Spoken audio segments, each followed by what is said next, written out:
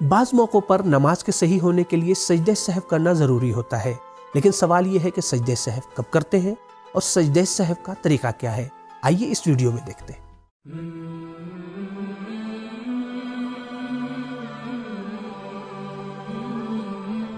بسم اللہ الرحمن الرحیم۔ نماز میں کچھ ایسی جگہ ہیں کہ جہاں کے اوپر اگر ہم کوئی چیز بھول جائیں یا کسی چیز کا ہم اضافہ کر دیں تو ایسی صورت میں نماز کے بعد ہمیں 2 سجدہ سہو کرنا ہوتا ہے۔ تو ہم اس ویڈیو میں دیکھیں گے کہ وہ کون سی جگہ ہیں کہ جہاں کے اوپر ہمیں سجدہ سہو کرنا ہے اور سجدہ سہو کا طریقہ کیا ہے۔ لیکن نماز میں کچھ ایسی جگہ ہیں کہ جہاں کے اوپر ہم اگر کوئی چیز بھول جا رہے ہیں یا جان بوجھ کر اضافہ کر دے رہے ہیں تو ہماری نماز دونوں صورت میں باطل ہے، جسے رکن نماز کہا جاتا ہے۔ تو آئیے جانتے ہیں ارکان نماز یا رکن نماز کون کون سی چیزیں ہیں۔ پہلا رکن نیت، دوسرا رکن تکبیرۃ الاحرام، تیسرا رکن قیام کہ جو تکبیرۃ الاحرام کہتے وقت کہا جاتا ہے، اسی طریقے سے وہ قیام کہ جو رکوع سے پہلے ہوتا ہے کہ جسے قیام متصل برکوع کہا جاتا ہے۔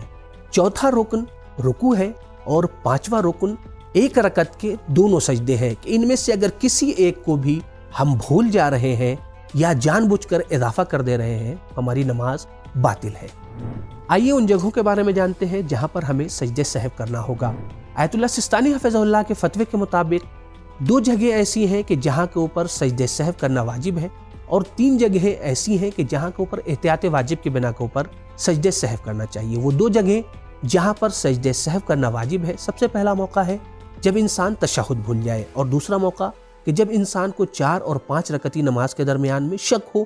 تو یہ دونوں جگہیں آیت اللہ سستانی حفظہ اللہ کے فتوے کے مطابق ایسی ہیں جہاں پر سجدہ سہو کرنا واجب ہے، اور وہ 3 جگہ جہاں آیت اللہ سستانی حفظہ اللہ نے احتیاط واجب کی قید لگائی ہے کہ احتیاط واجب ہے کہ انسان ان 3 موقعوں کے اوپر سجدہ سہو انجام دے۔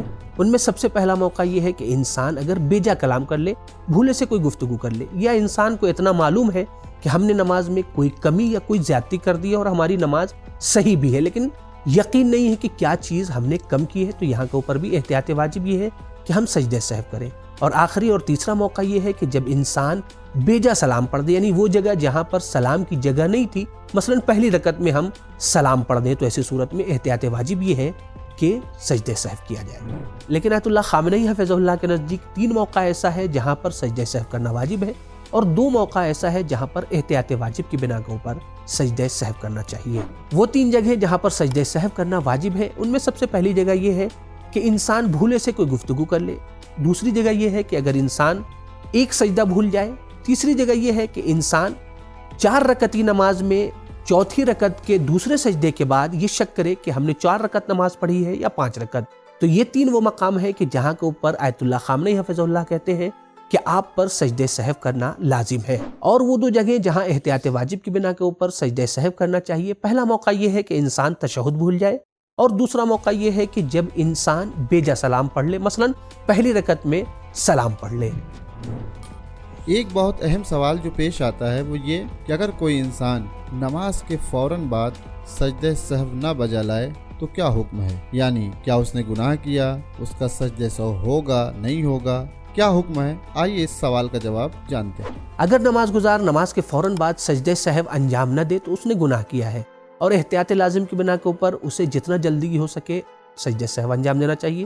اور اگر کوئی شخص بھول جا رہا ہے تو اسے جیسے ہی یاد آئے فوراً اسے سجدہ سہو انجام دینا چاہیے، اور ان دونوں صورتوں میں اس کے اوپر دوبارہ نماز پڑھنا لازم اور ضروری نہیں ہے۔ تو آئیے اب دیکھتے ہیں سجدہ سہو کرنے کا طریقہ کیا ہے۔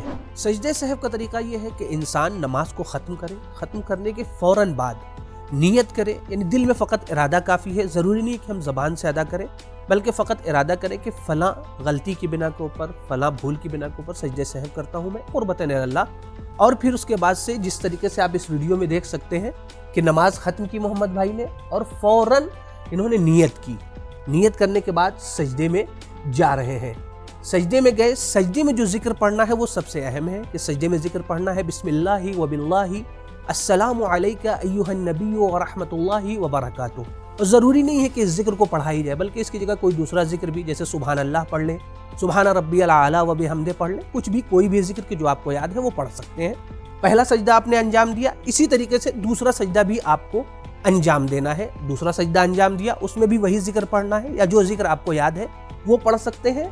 دونوں سجدے انجام دے دیے, پھر اس کے بعد سے آپ کو تشہد پڑھنا ہے اور سلام پڑھ کے نماز کو ختم کر دینا ہے.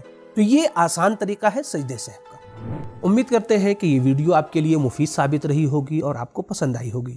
ہماری آپ سے گزارش ہے کہ آپ اس ویڈیو کو اپنے دوستوں کے ساتھ ضرور شیئر کریں. آئندہ ہفتے تک کے لیے خدا حافظ، فی امان اللہ.